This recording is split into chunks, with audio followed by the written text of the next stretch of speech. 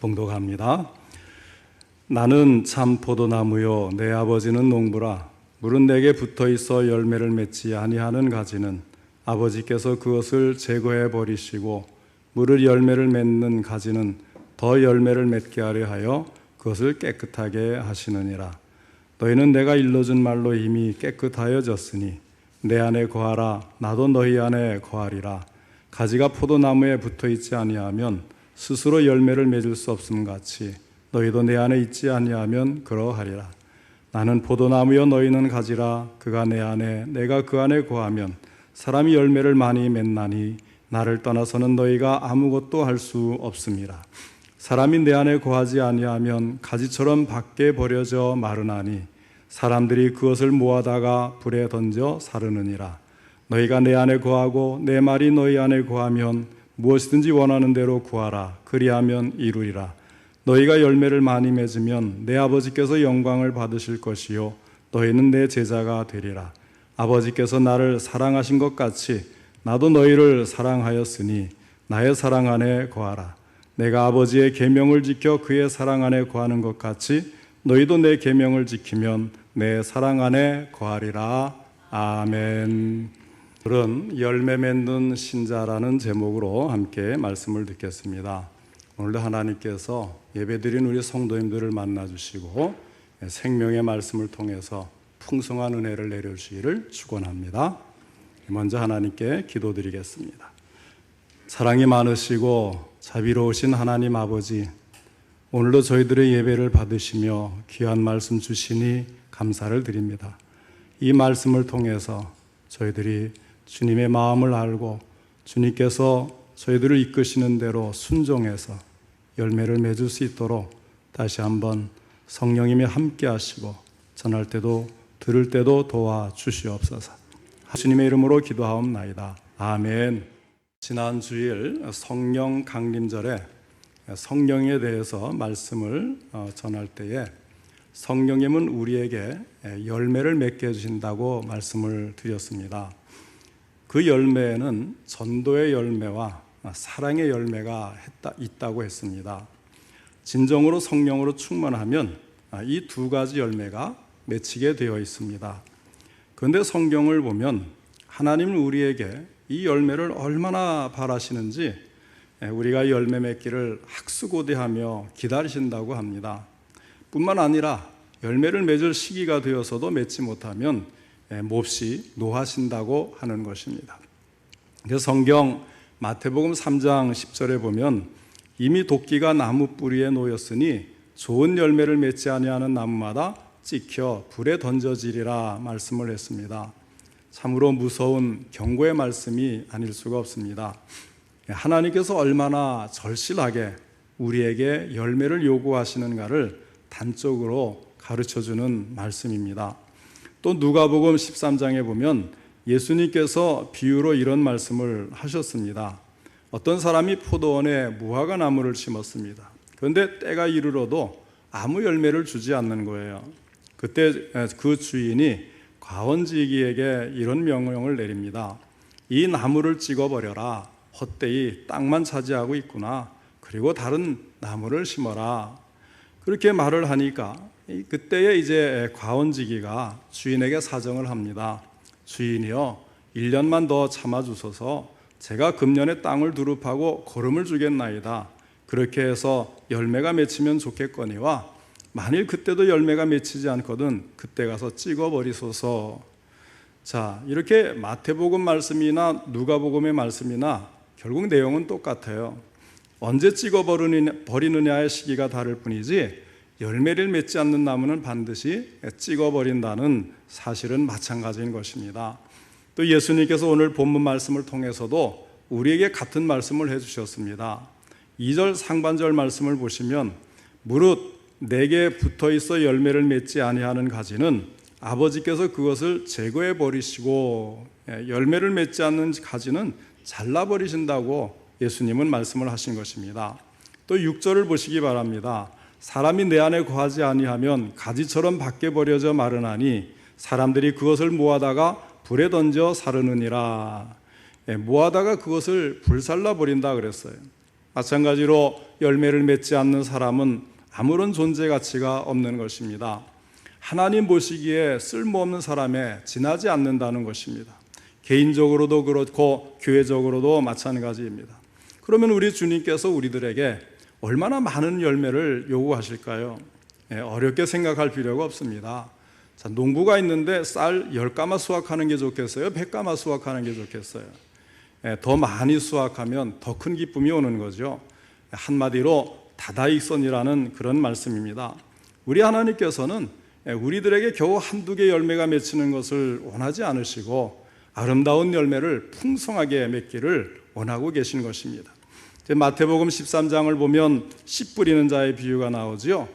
농부가 밭에 나가서 씨를 뿌렸는데 더러는 길가와 같이 좋지 못한 땅에 뿌려졌습니다.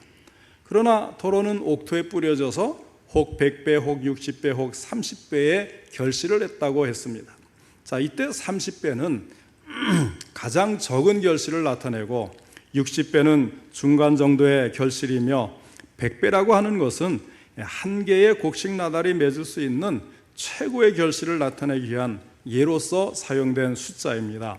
그런데 주님께서 그 비유를 사용하실 때 30배, 60배, 100배라고 말씀하지 않으시고 거꾸로 말씀을 하셨죠. 100배, 60배, 30배라고 말씀을 합니다.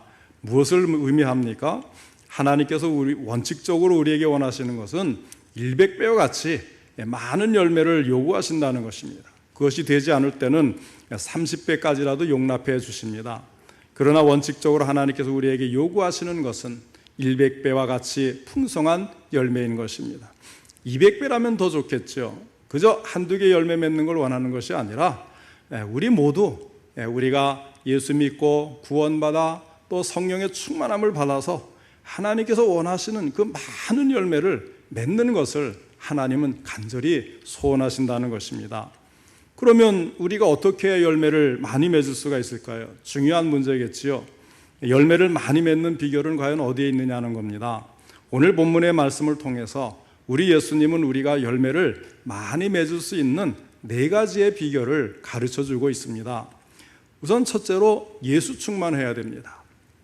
우리가 열매를 많이 맺기 위해서는 예수 그리스도 안에 우리가 거해야 된다는 거예요.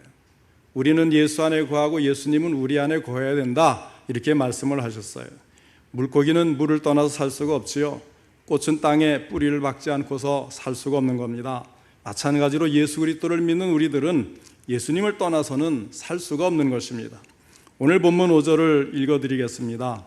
나는 포도나무여 너희는 가지라. 그가 내 안에 내가 그 안에 거하면 사람이 열매를 많이 맺나니 나를 떠나서는 너희가 아무것도 할 수 없음이라. 우리가 예수 그리스도 밖에 있어서는 절대로 열매를 맺을 수가 없다는 것입니다. 우리가 예수님 안에, 예수님이 우리 안에 거하실 때만이 비로소 우리가 많은 열매를 맺을 수가 있는 것입니다. 우리는 이렇게 예수 충만해야 열매를 많이 맺을 수가 있습니다. 한 번은 과수원하는 분에게 나무 심는 일을 물어봤습니다. 시장에서 나무를 사서 바로 심기만 하면 됩니까?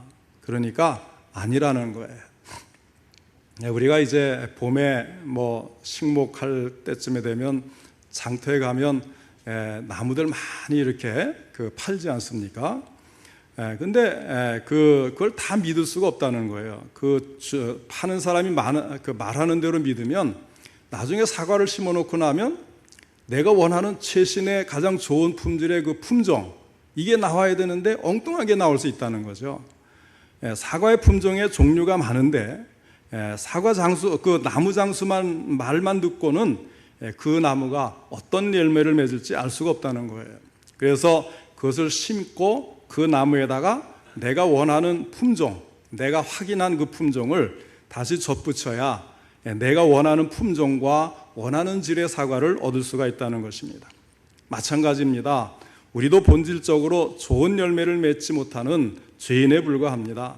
성령의 열매를 맺지 못하고 탐욕과 정욕의 열매, 게으름과 불성실의 열매, 시기와 질투, 미움과 증오, 비방, 이런 죄악된 열매를 맺는 우리들이 아닙니까? 본질적으로 악한 우리들이 어떻게 해야 성령의 아름다운 열매를 많이 맺을 수가 있겠습니까? 그 방법은 한 가지밖에 없는 것입니다. 참 포도나무 되시는 예수 그리스도께 우리가 접붙임을 당할 때에야 비로소 아름다운 열매를 많이 맺을 수가 있습니다. 사랑하는 성도 여러분, 이 시간에 한번 스스로 생각해 보시기 바랍니다. 내가 과연 예수 그리스도 안에 온전히 거하고 있는가? 우리가 예수 그리스도 안에 온전히 거한다면 나도 모르게 잎이 피고 꽃이 피고 많은 열매를 맺게 될 것입니다. 과수원을 경영하는 집사님이 계셨어요. 그런데 어느 해에 열심히 농약도 뿌리고 또 거름을 주었는데도 사과 농사가 제대로 되지 않았습니다. 또 다음 해에는 장마가 졌고 태풍까지 몰아쳤습니다. 그래서 사과가 전부 땅에 떨어지고 말았습니다. 큰 손해를 봤습니다. 그 다음 해에는 병충해가 극성이었습니다. 사과가 많이 열렸지만 열린 채로 다 썩어버리는 거예요. 3년 동안이나 큰 손해를 보게 되었습니다. 하늘이 원망스러웠어요. 그래서 그 사람은 이제부터는 하나님을 믿지 않겠다고 생각하게 되면서 믿음이 식어갔습니다. 그래서 집사라는 사람이 교회도 나가지 않았어요. 그런데 하루는 이 사람이 꿈을 꾸었습니다. 사과밭에 나가서 탄식을 하며 쳐다보고 있었는데 놀라운 일이 꿈속에서 벌어지는 것이에요. 자기 몸이 갑자기 사과나무로 변신하는 겁니다. 그의 몸에서 가지가 쭉 퍼져나오기 시작을 했습니다. 잎이 피고 꽃이 피더니 사과들이 주렁주렁 달리기 시작했습니다. 그런데 갑자기 속이 뒤틀리면서 위경련이 일어나기 시작하는 거예요. 아파서 몸부림을 쳤습니다. 그러는 동안에 그 많던 사과들이 다 떨어져 버리고 나중에는 가지까지 다 잘려져 버리고 그래서 자기 몸만 댕그라니 남아있게 되었습니다. 꿈이었지만 얼마나 무서웠겠습니까? 허전한 채로 꿈에서 깨어났습니다. 그는 꿈에 대해서 곰곰이 생각을 해보았습니다. 그러다가 깊이 깨닫게 되었습니다. 자기는 지금까지 사과 농사가 제대로 되지 못한 것을 하나님의 탓으로 돌렸습니다. 그러나 다시금 돌이켜 생각해 보니까 자기의 영혼이 잘못되었기 때문에 사과 농사를 제대로 짓지 못했고 속이 뒤틀리듯이 뭔가 잘못되었기 때문에 그러한 결과가 나왔음을 알게 된 것입니다. 그래서 회개하면서 신앙을 재정립하게 되었다는 이야기입니다. 사랑하는 성도 여러분, 여러분의 삶 속에서 아름다운 열매가 맺혀지지를 않습니까? 그렇다면 자기 자신을 반성해 보아야 합니다. 나의 생각, 나의 언어, 나의 행동, 나의 삶, 나의 믿음이 과연 예수 그리스도 안에 온전히 거하고 있는가? 이것을 먼저 반성해 보아야 합니다. 주님은 말씀을 하셨어요. 그가 내 안에, 내가 그 안에 거하는 사람은 열매를 많이 맺는다고 분명하게 약속을 하셨습니다. 우리가 예수 그리스도 안에 거하게 되면 분명히 나도 모르게 나의 삶을 통해서 아름다운 열매가 많이 맺히게 되는 것입니다. 우리 모두 예수 충만하여 열매 맺는 인생을 살 수 있기를 바랍니다. 둘째로 말씀 충만해야 합니다. 하나님의 말씀이 우리 속에 충만히 거할 때 우리는 열매를 많이 맺을 수가 있는 것입니다. 그럼 어떻게 해야 나뭇가지가 튼튼해지고 또 어떻게 해야 열매를 많이 맺을 수 있습니까? 뿌리에서 올라오는 생명의 즙이 부단히 공급되어야 이 열매가 열리는 것이지 공급받는 게 없는데 열매 맺는 방법이 없어요. 그래서 이것을 이 비료를 이제 적당한 때에 적당한 양을 제때제때 잘 쳐줘야 모든 식물들이 다 좋은 열매를 맺는 겁니다. 그래서 그것도 과수원하는 분께 제가 들은 이야기인데요. 무슨 말인가 하면 나무도 먹는 것이 있어야 내놓을 것이 있다 그래요.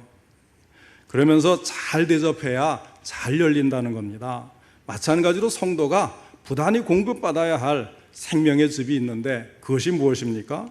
바로 하나님의 말씀입니다. 우리 영혼의 양식 하나님의 말씀을 우리가 잘 공급받고 그럴 때에 하나님 말씀이 원동력이 되어서 성도의 삶을 통해서 아름다운 열매를 많이 맺을 수가 있는 것입니다. 7절에 보면 너희가 내 안에 거하고 내 말이 너희 안에 거하면 무엇이든지 원하는 대로 구하라 그리하면 이루리라고 말씀을 했습니다. 하나님의 말씀이 우리 안에 꾸준히 공급될 때 그래서 내 말이 예수님의 말이 그 말씀이 우리 안에 거하게 될 때 말씀이 살아 역사하여서 이것이 원동력이 되어서 우리의 삶을 통해 아름다운 열매를 많이 맺혀지게 된다는 것입니다. 시편 1편 1절로 2절에 이렇게 말씀을 합니다. 복 있는 사람은 악인들의 꾀를 따르지 아니하며 죄인들의 길에 서지 아니하며 오만한 자들의 자리에 앉지 아니하고 오직 여호와의 율법을 즐거워하여 그의 율법을 주야로 묵상하는도다. 하나님의 말씀을 사랑하며 하나님의 말씀 위에 굳게 서 있는 그 사람이 복 있는 사람이라고 했습니다. 어떤 복을 받게 됩니까? 그는 시냇가에 심은 나무가 철을 따라 열매를 맺으며 열매를 많이 맺는 거예요. 풍성한 열매를 맺는 것입니다. 그리고 그 잎사귀가 마르지 아니함 같으니 그가 하는 모든 일이 다 형통하리로다. 하나님의 말씀이 우리 마음속에 충만히 거할 때에 자동적으로 아름다운 열매를 우리가 많이 맺을 수가 있습니다. 게다가 뭐라고 또 말씀하셨습니까? 우리가 하는 모든 일이 다 형통할 것이라고 했어요. 무슨 일을 만나든지 만사 형통하리라고 하는 것입니다. 어떤 사람이 그렇다는 것입니까? 하나님의 말씀이 그 사람 마음속에 살아 역사하는 사람이 그렇다고 하는 것입니다. 예쁜 꽃이 화병에 꽂혀 있어요. 근데 얼마나 갈까요? 보통 한 일주일, 잘 가면 한 열흘 지나면 쓰레기통에 다 버리죠. 왜 그렇습니까? 뿌리에서 올라오는 생명의 즙이 없어서 그래요. 양분이 없어서 그래요. 마찬가지입니다. 우리들 예수를 믿는 성도들이 하나님 말씀이 충만하지 못할 때, 하나님 말씀을 계속 공급받지 못할 때 열매를 맺을 수가 없어요. 결국은 시들어 버릴 수밖에 없는 겁니다. 그래서 어떤 목사님이 같이 모였는데, 목사님 지난주에 설교하신 그 제목 생각나세요?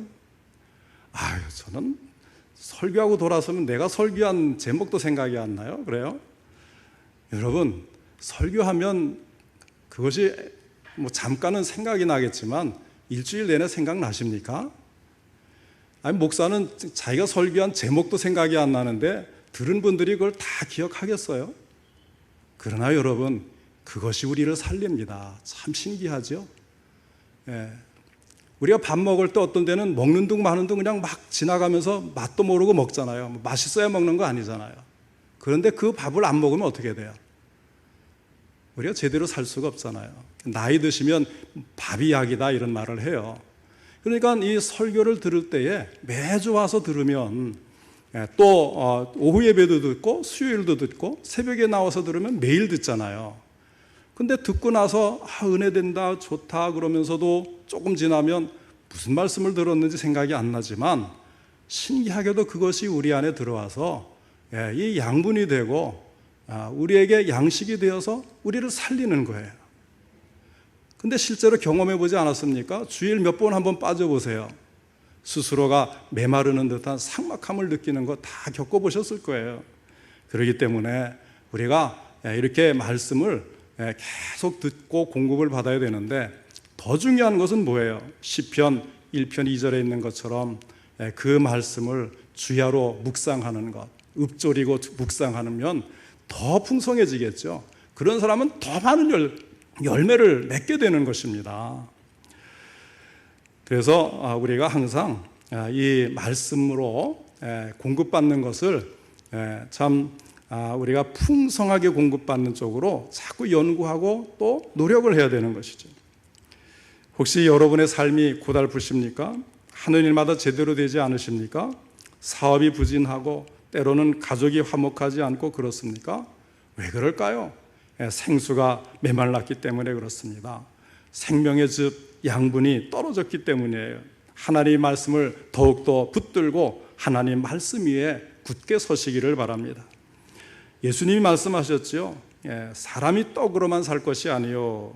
그러면서 무엇으로 산다고 했습니까?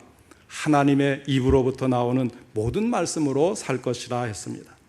우리가 열매를 많이 맺기 위해서는 하나님의 말씀이 우리의 마음속에 언제나 떠나지 아니하고 충만하게 거할 때, 그때 자동적으로 아름다운 열매를 많이 맺게 되는 것입니다.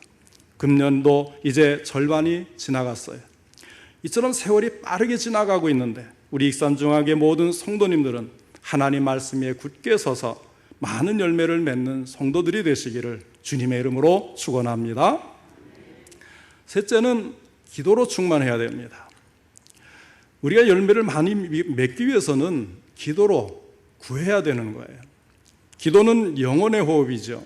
기도하는 생활을 멈추면 호흡을 멈추는 것과 같습니다. 늘 있으니까 잊어버리기 쉬워요.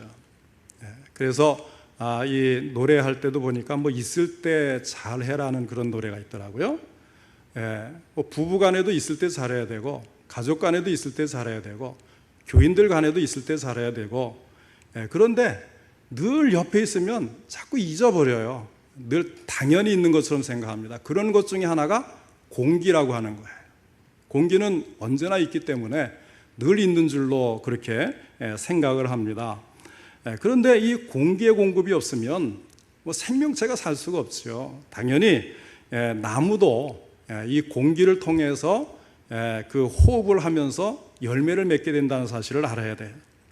식물이 탄수화물을 만들어서 열매를 맺으려면 그 푸른 잎의 엽록체로 호흡을 해서 공기 중에서 흡수한 이산화탄소와 뿌리에서 흡수한 물과 그리고 햇빛을 통해서 주어지는 광에너지를 이용해서 합성을 해야 됩니다. 자, 이렇게 나무가 다시 말해서 숨을 쉬어야 열매를 맺는 것처럼 우리의 신앙도 영혼의 호흡인 기도를 해야 열매가 맺히는 것입니다. 그런데 동물이나 식물이나 이 호흡을 쉬는 법은 없어요. 자연스럽게 나도 모르는 사이에 계속해서 호흡을 합니다. 우리의 기도도 그렇게 돼야 됩니다. 데살로니가전서 5장 17절에 쉬지 말고 기도하라 말씀한 대로 기도를 쉬지 마시기를 바랍니다. 예수님께서 내 이름으로 무엇이든지 내게 구하면 내가 행하리라 기도 응답의 약속을 주셨어요. 기도는 주님의 약속대로 반드시 응답되어 축복의 통로가 되고 능력의 원천이 됩니다. 그래야 신앙의 열매를 맺게 해주는 것입니다. 기도 응답의 약속을 믿고 늘 기도에 힘쓰시고 기도 충만한 삶으로 열매를 많이 맺으시기를 바랍니다. 그 다음에 이제 마지막 네 번째는 사랑 충만해야 돼요. 우리가 열매를 많이 맺기 위해서는 사랑 안에 거해야 합니다. 마음이 강팍한 사람, 사랑이 메마른 사람은 절대로 열매를 많이 맺을 수가 없어요. 9절 말씀을 보면 아버지께서 나를 사랑하신 것 같이 나도 너희를 사랑하였으니 나의 사랑 안에 거하라 말씀을 하셨습니다. 우리가 주님의 사랑 안에 거할 때에 자동적으로 열매를 많이 맺을 수가 있는 것입니다. 그러면 참된 사랑이 무엇일까? 우리가 어떻게 하는 것이 사랑하는 것입니까? 13절에 있는 말씀을 보시기 바랍니다. 사람이 친구를 위하여 자기 목숨을 버리면 이보다 더 큰 사랑이 없나니 하였어요. 다른 사람을 위해서, 그러니까 너를 위해서 내가 희생할 때에 그것이 진정한 사랑이라고 하는 것입니다. 그와 같은 마음으로 살게 될 때에 자동적으로 아름다운 열매가 많이 맺혀질 수가 있습니다. 우리는 사회의 일원이라고 하잖아요. 사회적인 동물이다. 무슨 이야기냐면 인간관계를 맺으면서 살아간다는 거예요. 그래서 이 문제를 이제 지식적으로는 알면서도 참 잘 와닿질 않잖아요. 그래서 가만히 생각을 해보니까 정말 주변에 사람이 없으면 나의 존재가 아무 의미가 없더라고요. 그렇지 않습니까? 뭐 회사 생활을 해도 그렇고 친구를 사귀어도 그렇고 가족들이 같이 지내도 그렇고 누군가가 옆에 있거나 또는 멀리 있어도 사람과 사람 간의 관계가 연결지어져서 우리가 존재하게 되고 삶의 의미를 찾게 되고 그 가운데서 많은 열매를 맺게 되는 것입니다. 이번에 이제 코로나 사태로 인해서 여러 가지 연구한 것들이 이제 계속 신문지상에 나오지 않습니까? 뉴스에 나오고 그걸 보니까 이 사회적인 관계가 굉장히 활발하게 다양하게 엮여져 있는 것을 볼 수가 있습니다. 우리는 그런 존재예요. 자, 그래서 이 인간관계를 맺고 사는데 싫든지 좋든지 간에 나와 너와의 관계가 언제나 성립되는 것이 사실입니다. 그런데 나와 너와의 관계는 네 가지 종류가 있다고 하는 것입니다. 첫째는 너 죽고 나 죽자의 관계예요. 어떤 사람들이 그런 말을 잘 씁니까? 안 믿는 사람들이 부부싸움 하는 것을 봤는데요. 막 사람들 보는 데서도 너 죽고 나 죽자 그러면서 막 소리를 지르면서 싸우더라고요. 또 우리가 이제 갑질한다 그러잖아요. 갑질이 뭐예요? 정말 그거는 너 죽고 나 살자니까 좀 이따 얘기할게요. 자, 그래서 이제 출혈 경쟁이라는 게 있지 않습니까? 그 치킨 게임이라 그래요. 마주 보면서 이렇게 이 부딪혀서 누가 죽나 이렇게 서로 너 죽고 나 죽자고 덤비는 게 있다 그래요. 그러니까 이런 그 너 죽고 나 죽자의 관계가 된다면 열매를 맺을 수가 없죠, 당연히. 자, 그 다음에 이제 너 죽고 나 살자의 관계. 이것은 범죄 심리입니다. 내가 살기 위해서 너는 좀 죽어줘야 되겠다는 거예요. 갑질하는 사람들의 행동이 거의 다 이러는 거예요.